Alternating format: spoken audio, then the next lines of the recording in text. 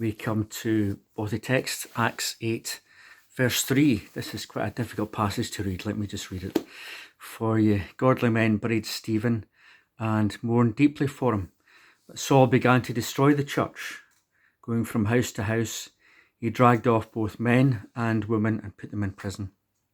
It takes place just after Stephen has been stoned to death for witnessing to Jesus. And the feel of the events for Saul are this: he is wreaking havoc in the lives of those who are in the church, who are the church. He is shaming them, stigmatizing them by dragging them into prison. And part of the shock of it is that this is the man who will become Paul the evangelist. But that isn't why I chose this text within this series. We're tracing the word ecclesia, or gathering, through the New Testament, seeing where we can learn from it for these acts of gathering that we're doing now in this present strange time. And what struck me in reading these words is this: when he attacked the church, he went from home to home. And it points to a certain balance in the early Jerusalem church at this time that maybe we are starting to get a feel again for in these days, just in some small way. In Acts 2:46, there is a description of the first few months of the early church, just after Pentecost. It says this: every day they continue to meet together in the temple courts. They break bread in their homes and ate together with glad and sincere hearts.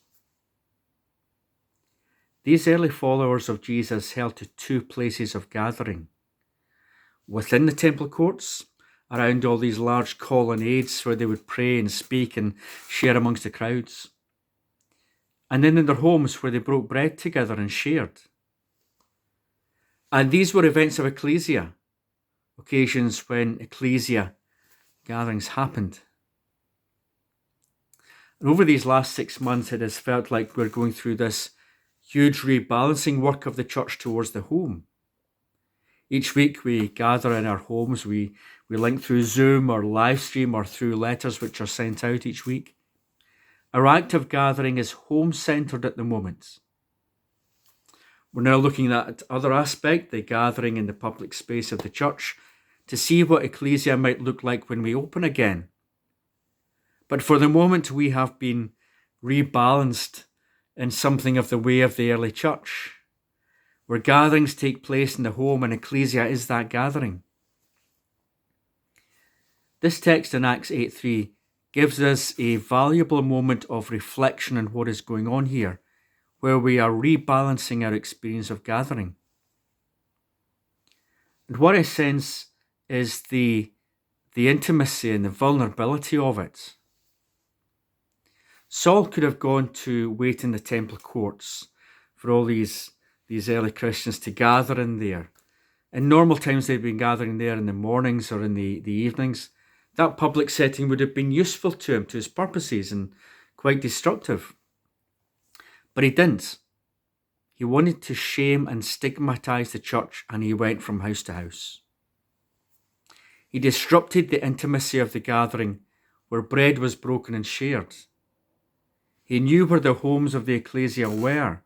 They must have felt hugely vulnerable.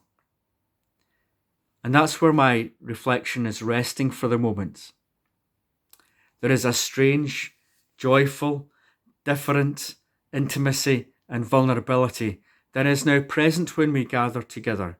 We see the homes, we see the rooms and the lives of each other in slightly different ways from the times we meet in the sanctuary. That public other space. And I felt the gift of sharing with each other in this way, week on week. A gift that is simply different from when we go to our temple court in Merrilee. Saul knew how to cut deeply. When he chose to go from house to house to persecute the church, he did so because that is where it could hurt the most. And so I want to say thank you for the gift that it is to bring our own intimacy and vulnerability each week into our collective gatherings over these difficult months. There is a preciousness to it that I don't want to lose when we start to make these moves back towards the temple courts of the gatherings of the church.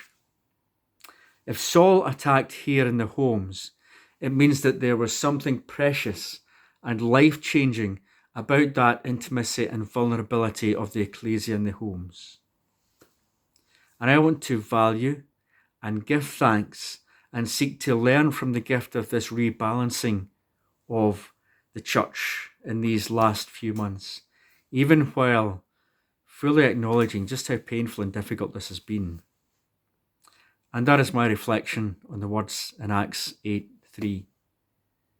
As I think in these last months of us being church, there has been something of incredible worth in such a momentary rebalancing of who we are away from the temple courts.